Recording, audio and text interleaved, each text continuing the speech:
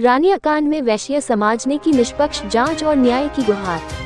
आज अखिल भारतीय हमारा समाज पार्टी, वैश्य महासंगठन एवं अन्य वैश्य समाज से संबंधित संगठनों ने संयुक्त तत्वाधान में प्रदेश अध्यक्ष शैलेंद्र गुप्ता एवं सिद्धार्थ काशीवार के नेतृत्व में प्रेस वार्ता हुई, जिसमें रानिया कांड में रविकांत गुप्ता परिवार को न्याय दिलाने के लिए संघर्ष का बिगुल बजाया। शैलेंद्र गुप्ता ने शासन प्रशासन एवं विशेष रूप से पुलिस विभाग से अपील की है कि निष्पक्ष जांच करके वास्तविक अभियुक्तों को सजा दिलाई जाए और निर्दोष रविकांत गुप्ता परिवार को तत्काल राहत प्रदान की जाए एवं न्यायोचित मुआवजा दिया जाए। रविकांत गुप्ता परिवार निर्दोष था और बेवजह इस मामले में दो गुटों की रंजिश में पक्ष बन गया। उस परिवार का इस मामले में कोई भी लेन देना नहीं था और उन्होंने अपने घर की महिलाओं का सम्मान बचाने के लिए लाइसेंसी हथियार का इस्तेमाल किया। इस कांड में इस निर्दोष परिवार का घर, व्यापारिक प्रतिष्ठान एवं वाहन जला दिए गए और सबसे लोमहर्षक एवं हृदय विदारक पक्ष ये रहा कि एक फिल्मी तरीके से निर्दोष परिवार अभियुक्त बना दिया गया, जिसका केवल इतना दोष था कि उसने तोड़फोड़ करने से रोका और जब बलवाई दुकान और मकान जलाकर महिलाओं पर टूटे तो उस व्यक्ति ने अपने सम्मान के लिए हथियार उठाया और इस पूरे कांड में उस परिवार का पूर्ण अस्तित्व ही ध्वस्त कर दिया गया। संयुक्त मंच संकल्पित है कि इस परिवार को न्याय दिलाया जाए,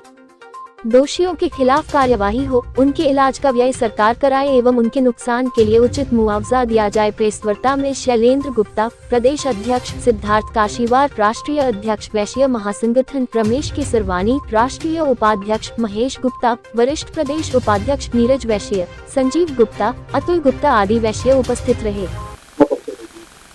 मैं वैश्य शैलेंद्र गुप्ता, प्रदेश अध्यक्ष अखिल भारतीय हमारा समाज पार्टी से। 23 तारीख को रनिया में एक बहुत बड़ी घटना घटी, जिस घटना में वैश्य परिवार कहीं था ही नहीं, लेकिन पुलिस ने ऐसा काम किया कि उसको मुख्य आरोपी बना दिया। वहां दो परिवारों में झगड़ा हुआ, ठाकुरों में और मुनिया चौहानों में। उनके बच्चे आपस में लड़ गए और लड़ने के बाद उनमें आपस में मारपीट हो गई। बच्चों ने अपने घर में जाके बताया कि हमारे बीच ऐसी ऐसी मारपीट हुई। तो ठाकुर परिवार जो था वो हाथ लगाए बैठा था मुनिया चौहान परिवार पे, इनके लोग आएंगे तो हम मारपीट करेंगे, और उस परिवार के दो लोग ठाकुरों के हाथ लग भी जाते हैं। उनके साथ बहुत ज्यादा मारपीट होती है, क्योंकि रनिया के आसपास लगभग नोनिया बहुल क्षेत्र है। जब अन्य गांव में लोग खबर जाती है ये कि नोनिया लोगों को मारा है चौहानों ने, ठाकुरों ने, तो वो 200-250 की संख्या में आते हैं और बाजार बंद करवाने लगते हैं। बाजार बंद करवाते करवाते आगे की बढ़ते बढ़ते जो ये वैश्य समाज है उसकी नीचे दुकान और ऊपर मकान था, उसको दुकान बंद करवाने के लिए बोला तो उसने आनाकानी करी। क्योंकि वैश्य परिवार है, उसका रोजी रोटी का साधन वही है। जो उन्होंने जब दुकान बंद करने के लिए आनाकानी करी तो लोगों ने मारपीट शुरू कर दी। वो रविकांत गुप्ता जी जो पीड़ित पक्ष है, उसने अपना शटर गिरा के और वो अंदर दौड़ गया अपने घर के अंदर। बाहर जो बलवाई थे इतना उग्र हो गए दुकान न बंद करने से कि बाहर खड़ी गाड़ियों पे तोड़फोड़ करने लग गए। तोड़फोड़ करने के बाद जब ऊपर से उन्होंने मना किया कि आप रहने दीजिए, तोड़फोड़ क्यों कर रहे हैं, तो नीचे से पथराव कर दिया ऊपर की तरफ।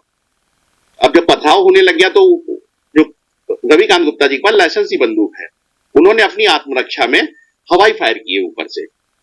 जब हवाई फायर किया तो जो बलवाई थे उन्होंने शटर उठा के और उनके घर में घुस गए, घर में आग लगा दी, महिलाओं को नीचे खींच लाए, उसके महिलाओं को मारा, उस रविकांत को मारा। उसका एक भाई अटेंडम पहुंच गया वहां पे, वो किसी कार्यवश पहुंचा था, चचेरा भाई, उसके साथ भी मारपीट करी।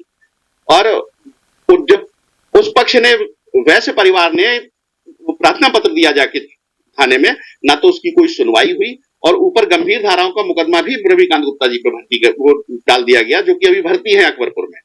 उनकी स्थिति बड़ा दयनीय है, लगभग 18-20 टांके लगे हुए सर में, पैर फ्रैक्चर है, हाथ फ्रैक्चर है, और अस्पताल की भी स्थिति, ना तो वहां डॉक्टर देखने वाले हैं और थाने में ना तो उनकी रिपोर्ट लिखी गई। हमारा प्रशासन से, शासन से सिर्फ ये कहना है कि देखिए वैश्य समाज जो है ये मूलतः वोटर है बीजेपी का। इस तरह से हम सपोर्ट, ये वैश्य समाज सपोर्ट करता है।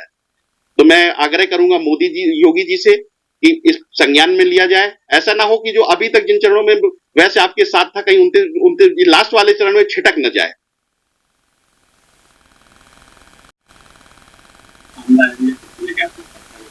जी देखिए, हम लोग वैश्य समाज के विभिन्न संगठन और राजनीतिक दल, प्रमुख रूप से अखिल भारतीय हमारा समाज पार्टी जो वैश्य समाज से संबंधित राजनीतिक दल है, और मैं वैश्य महासंगठन का राष्ट्रीय अध्यक्ष सिद्धार्थ काशीवार श्री शैलेंद्र गुप्ता जी के नेतृत्व में एक ऐसा लोमहर्षक और एक ऐसा हृदय विदायक कांड हुआ है धनिया कानपुर में, जहाँ पे एक रविकांत गुप्ता परिवार है जिनके ऊपर दो समुदाय के लोग आपसी लड़ाई में वो कोर्ट के भजन बन गए।